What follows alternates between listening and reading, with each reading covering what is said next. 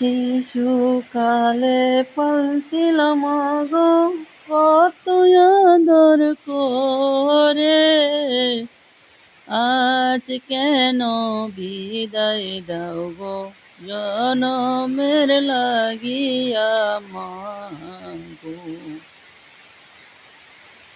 তুমি মায়ো তুমি মায়ো দুয়া কইরো, যাব আমি প্রবাসে, তোমার দুয়া সাথে গো থাকলে কোনো চিন্তা রবে না গো।